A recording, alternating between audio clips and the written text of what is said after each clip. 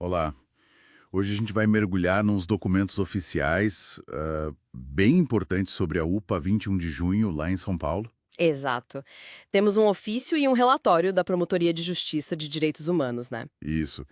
E também uma análise mais crítica desses papéis feito por um jornalista. A nossa missão aqui é tentar entender, sabe, quais são as principais queixas sobre essa UPA. E como é que as autoridades responderam a isso, né? E o que o Ministério Público está exigindo agora para tentar ajeitar a situação. Bom, para dar um contexto, parece que tudo isso ganhou força com denúncias de uma conselheira gestora da unidade, a Michele Luciano Barros. Isso desde outubro de 2024. Pois é, e as queixas, pelo que os documentos mostram, não são poucas e se repetem, né? Basicamente em três áreas. Quais seriam? Olha, primeiro, a falta de profissionais. Médicos, tipo psiquiatra, cirurgiões, dentista, enfermeiros também, principalmente, parecem nos plantões da Tem noite. até datas específicas que eles citam, né? A ausência de cirurgião em janeiro, de dentista em fevereiro agora de 2025. É bem pontual. Sim, muito específico. E o segundo ponto são os problemas estruturais, que também preocupam. A unidade estaria sem o AVCB, o Auto de Vistoria do Corpo de Bombeiros, Nossa, isso é básico para a segurança, né? fundamental e, falam mais, falta de ar-condicionado, salas médicas em condições que não são ideais e até rachaduras no prédio. E o terceiro ponto seria administrativo. Isso, coisas como registros errados no CNES, que é o Cadastro Nacional, falta de uma ouvidoria que funcione de verdade, formalizada, e também os problemas com atas, participação do conselho gestor. Parece que a comunicação ali não está fluindo bem. Entendi. E a Secretaria Municipal de Saúde, a SMS?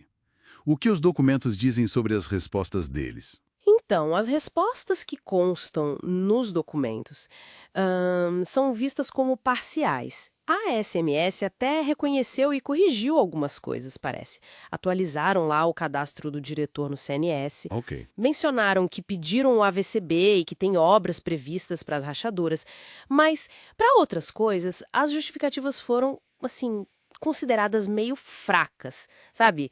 Pela promotoria e por essa análise crítica. Tipo o quê, por exemplo? Um exemplo que chamou a atenção foi justificar a falta de cirurgião dizendo que tem baixa demanda. Só que isso não casa com os relatos de gente faltando em plantão, né? Pois é, contraditório. A impressão que fica, lendo os documentos, é que a SMS não abordou de frente a falta de pessoal, mesmo depois de já terem pedido isso antes. E é bom lembrar, né? Quem gere a UPA é uma AOS, a Associação Saúde da Família. Certo. E o impacto disso tudo para o dia a dia, para as pessoas que usam a UPA? O impacto é direto. Primeiro, a segurança. Sem a VCB, é um risco óbvio. Depois, a qualidade do atendimento. Menos gente, estrutura ruim, compromete tudo. Afeta a segurança do paciente também, imagina. Com certeza. E essa questão da gestão por OS sempre levanta um debate, né? Sobre como o poder público fiscaliza, se a fiscalização é eficiente mesmo. E aquela análise crítica que a gente mencionou, ela sugere que isso pode ser maior que só a UPA 21 de junho, né? Exatamente. Ela levanta essa lebre. Será que os problemas dessa UPA não são, na verdade, um sintoma de desafios maiores no sistema de saúde aqui de São Paulo? Que tipo de desafios? Tipo, dificuldade geral para contratar e manter médico ou enfermeiro. Talvez isso seja ainda mais difícil em unidades que são geridas por OSs. E também, quem sabe, uma fiscalização que não está sendo suficiente, tanto da estrutura física quanto da gestão das próprias OSs. E até a participação da comunidade, né? Você falou da questão do conselho gestor. E isso, se a participação da comunidade está sendo dificultada, isso também é um problema sistêmico. Bom, com esses problemas todos se arrastando e as respostas sendo vistas como incompletas, o que a promotoria decidiu fazer? Aí a promotoria resolveu apertar um pouco mais.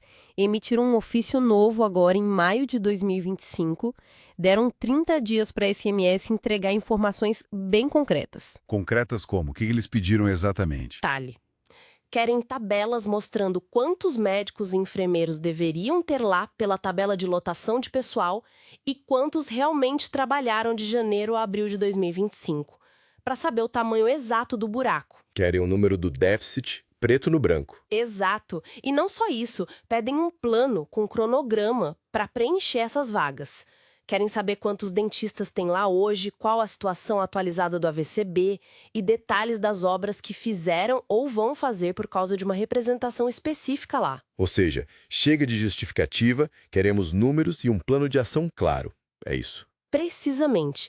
É uma tentativa clara de sair das respostas mais formais e exigir algo que dê para medir, para cobrar depois. Então, para a gente amarrar tudo, a gente tem um cenário com denúncias sérias, que não são de hoje, sobre falhas numa UPA. Respostas oficiais que, pelo jeito, não convenceram. Uma ação mais forte do Ministério Público, exigindo transparência, dados concretos e um plano para resolver.